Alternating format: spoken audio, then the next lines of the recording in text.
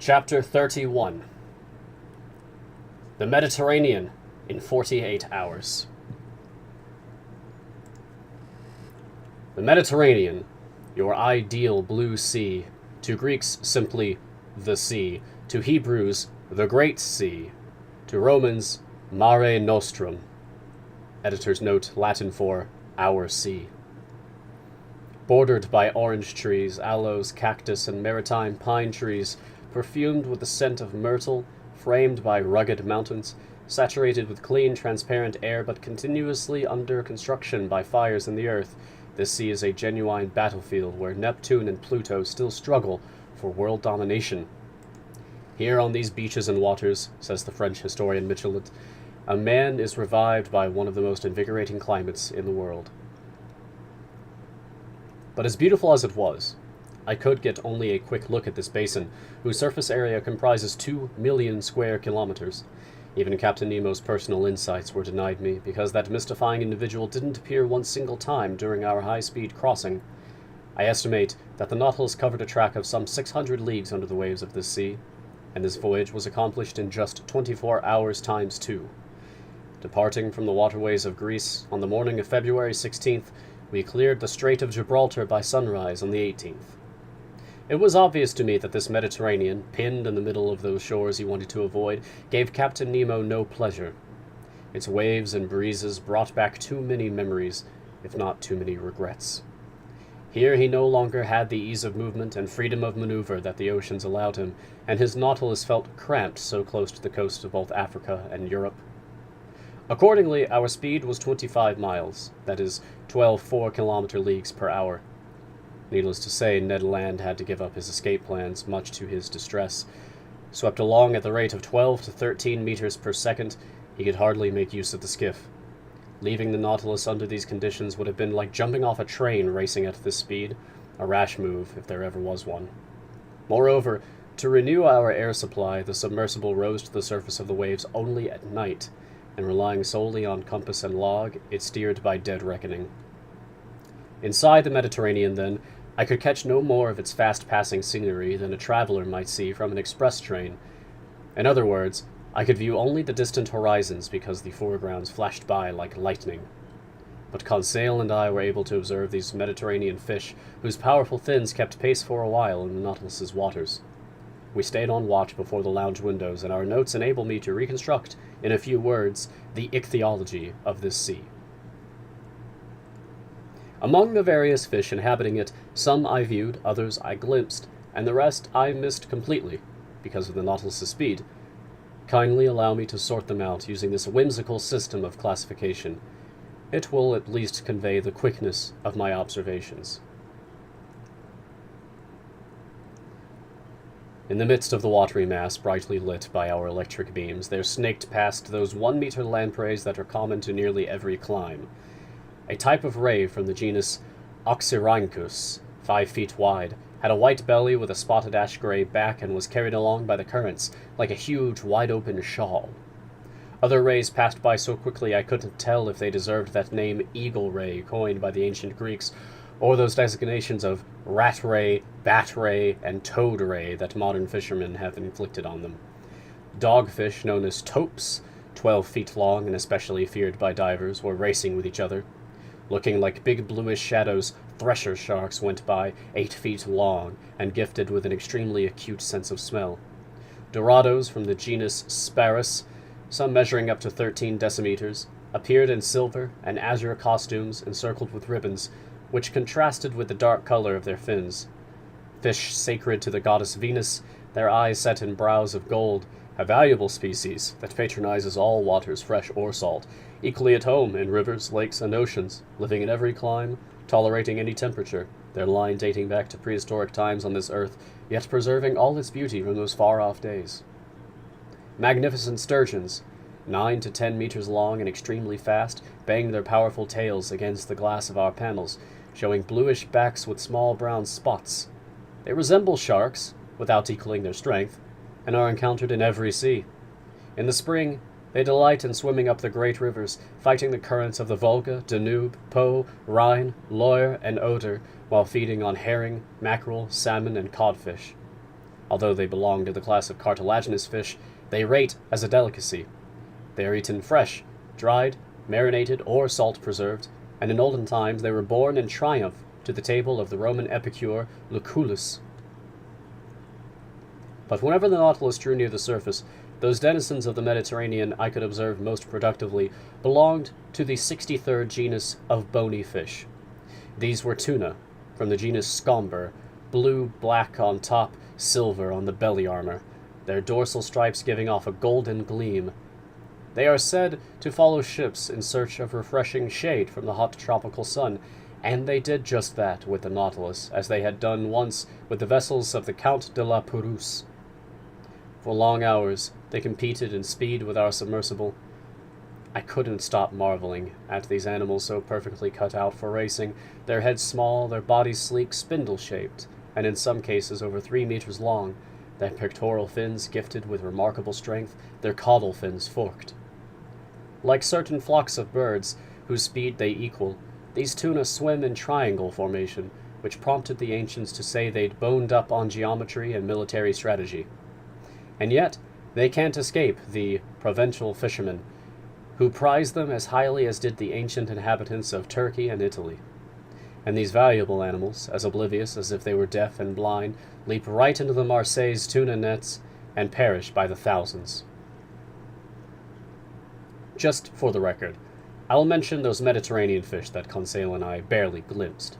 There were whitish eels of the species Gymnotus fasciatus that passed like elusive wisps of steam, conger eels 3 to 4 meters long that were tricked out in green, blue, and yellow, 3-foot hake with a liver that makes a dainty morsel, wormfish drifting like thin seaweed, sea robins that poets call lyre fish, and seamen pipers whose snouts have 2 jagged triangular plates, shaped like old Homer's lyre, swallowfish swimming as fast as the bird they're named after, red-headed groupers whose dorsal fins are trimmed with filaments, some shad, spotted with black, gray, brown, blue, yellow, and green, that actually respond to tinkling handbells, splendid diamond-shaped turbot that were like aquatic pheasants with yellowish fins, stippled in brown with the left top side mostly marbled in brown and yellow. Finally, schools of wonderful red mullet, real oceanic birds of paradise that ancient Romans bought for as much as 10,000 sesterces apiece, and which they killed at the table so they could heartlessly watch it change color from cinnabar red when alive to pallid white when dead. And as for other fish common to the Atlantic and Mediterranean, I was unable to observe miralets, triggerfish, puffers, seahorses, jewelfish, trumpetfish, blennies, gray mullet, wrasse, smelt, flying fish, anchovies, sea bream, porgies, garfish, or any of the chief representatives of the order Pleuronecta, such as sole, flounder, plaice, dab, and brill, simply because of the dizzying speed with which the Nautilus hustled through these opulent waters. As for marine mammals, on passing by the mouth of the Adriatic Sea, I thought I recognized 2 or 3 sperm whales equipped with a single dorsal fin denoting the genus Physeter, some pilot whales from the genus Globicephalus, exclusive to the Mediterranean, the forepart of the head striped with small distinct lines, and also a dozen seals with white bellies and black coats, known by the name monk seals, and just as solemn as if they were 3-meter Dominicans. For his part, Conseil thought he spotted a turtle 6 feet wide and adorned with 3 protruding ridges that ran lengthwise. I was sorry to miss this reptile, because from Conseil's description, I believe I recognized the leatherback turtle, a pretty rare species. For my part, I noted only some lockerhead turtles with long carapaces. As for zoophytes, for a few moments I was able to marvel at a wonderful orange-hued hydra from the genus Galliolaria that clung to the glass of our port panel. It consisted of a long, lean filament that spread out into countless branches and ended in the most delicate lace ever spun by the followers of Arachne. Unfortunately, I couldn't fish up this wonderful specimen, and surely no other Mediterranean zoophytes would have been offered to my gaze if, on the evening of the 16th, the Nautilus hadn't slowed down in an odd fashion. This was the situation. By then, we were passing between Sicily and the coast of Tunisia. In the cramped space between Cape Bon and the Strait of Messina, the sea bottom rises almost all at once. It forms an actual ridge, with only 17 meters of water remaining above it, while the depth on either side is 170 meters. Consequently, the Nautilus had to maneuver with caution so as not to bump into this underwater barrier. I showed Conseil the position of this long reef on our chart of the Mediterranean. But with all due respect to Master, Conseil ventured to observe, it's like an actual isthmus connecting Europe to Africa. Yes, my boy, I replied. It cuts across the whole Strait of Sicily, and Smith's soundings prove that in the past these two continents were genuinely connected between Cape Boeo and Cape Verne. I can easily believe it, Conseil said. I might add, I went on, that there's a similar barrier between Gibraltar and Ceuta, and in prehistoric times it closed off the Mediterranean completely. Gracious, Conseil put in. Suppose one day some volcanic upheaval raises these two barriers back above the waves. That's most unlikely, Conseil. If Master will allow me to finish. I mean that if this phenomenon occurs, it might prove distressing to Mr. de Lesseps, who has gone to such pains to cut through his isthmus. Agreed. But I repeat, Conseil, such a phenomenon won't occur. The intensity of these underground forces continues to diminish. Volcanoes were quite numerous in the world's early days, but they're going extinct, one by one. The heat inside the Earth is growing weaker. The temperature in the globe's lower strata is cooling appreciably every century, and to our globe's detriment, because its heat is its life. But the sun... The sun isn't enough, Conseil. Can it restore heat to a corpse? Not that I've heard. Well, my friend, someday the Earth will be just such a cold corpse. Like the moon, which long ago lost its vital heat, our globe will become lifeless and unlivable. In how many centuries? Conseil asked. In hundreds of thousands of years, my boy. Then we have ample time to finish our voyage, Conseil replied, if Ned Land doesn't mess things up. Thus reassured, Conseil went back to studying the shallows that the Nautilus was skimming at moderate speed. On the rocky volcanic seafloor there bloomed quite a collection of moving flora. Sponges, sea cucumbers, jellyfish called sea gooseberries that were adorned with reddish tendrils and gave off a subtle phosphorescence. Members of the genus Beroe that are commonly known by the name melon jellyfish and are bathed in the shimmer of the whole solar spectrum. Free-swimming crinoids 1 meter wide that redden the waters with their crimson hue. Tree-like basket stars of the greatest beauty. Sea fans from the genus Pavonacea with long stems. Numerous edible sea urchins of various species, plus green sea anemones with a grayish trunk, and a brown disc lost beneath the olive-colored tresses of their tentacles. Conseil kept especially busy observing mollusks and articulates, and although his catalogue is a little dry, I wouldn't want to wrong the gallant lad by leaving out his personal observations. From the branch mollusca, he mentions numerous comb-shaped scallops, hoof-like spiny oysters piled on top of each other, triangular coquina, 3-pronged glass snails with yellow fins and transparent shells, orange snails from the genus Plurobranchus that looked like eggs spotted or speckled with greenish dots, members of the genus Aplysia, also known by the name sea hares, other sea hares from the genus Dolabella, plump paper bubble shells, umbrella shells exclusive to the Mediterranean, abalone whose shell produces a mother of pearl much in demand, pilgrim scallops, saddle shells that diners in the French province of Languedoc are said to like better than oysters, some of those cockle shells so dear to the citizens of Marseilles, fat white Venus shells that are among the clams so abundant off the coasts of North America and eaten in such quantities by New Yorkers, variously colored comb shells with gill covers, burrowing date mussels with a peppery flavor I relish, furrowed heart cockles, whose shells have rib-like ridges on their arching summits, triton shells pocked with scarlet bumps, Carniaira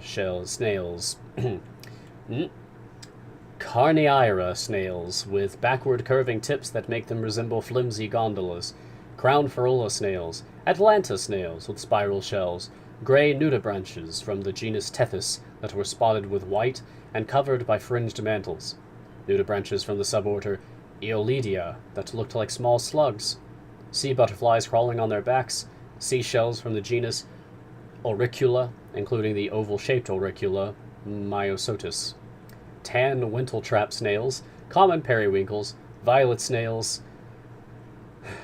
Cineraira snails, rock borers, ear shells, cabochon snails, Pandora shells, etc.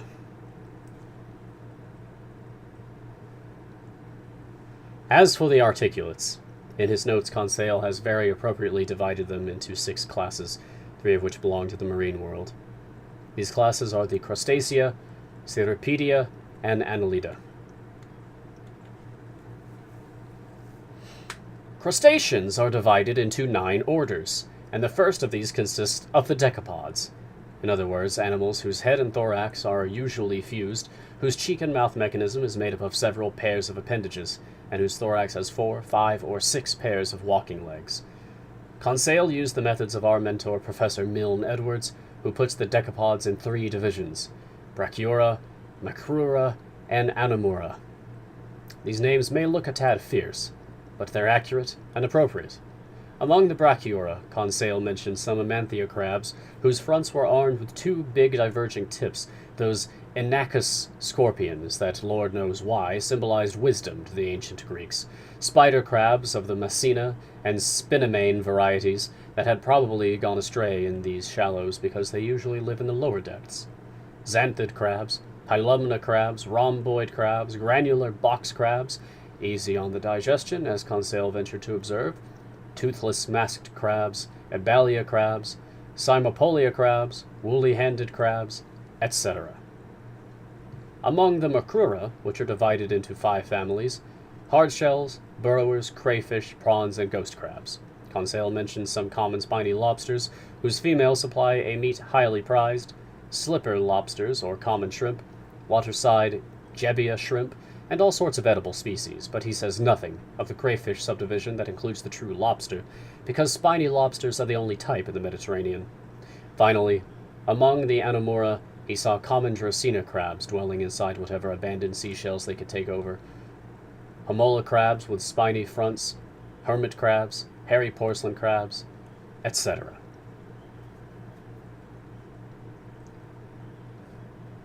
There, Conseil's work came to a halt.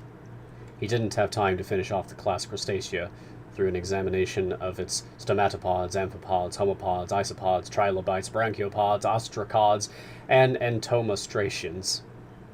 And in order to complete his study of marine articulates, he needed to mention the class Cirripedia, which contains water fleas and carp lice, plus the class Annelida, which he would have divided without fail into tubifex worms and dorsibranchian worms. But having gone past the shallows of the Strait of Sicily, the Nautilus resumed its usual deep-water speed. From then on, no more mollusks, no more zoophytes, no more articulates. Just a few large fish sweeping by like shadows. During the night of February 16th to 17th, we entered the second Mediterranean basin, whose maximum depth we found at 3,000 meters. The Nautilus, driven downward by its propeller and slanting fins, descended to the lowest strata of this sea. There, in place of natural wonders, the watery mass offered some thrilling and dreadful scenes to my eyes. In essence, we were then crossing that part of the whole Mediterranean so fertile in casualties. From the coast of Algiers to the beaches of Provence, how many ships have wrecked? How many vessels have vanished? Compared to the vast liquid plains of the Pacific, the Mediterranean is a mere lake, but it's an unpredictable lake with fickle waves, today kindly and affectionate to those frail single masters drifting between a double ultramarine of sky and water, tomorrow bad-tempered and turbulent, agitated by the winds, demolishing the strongest ships beneath sudden waves that smash down with a headlong wallop.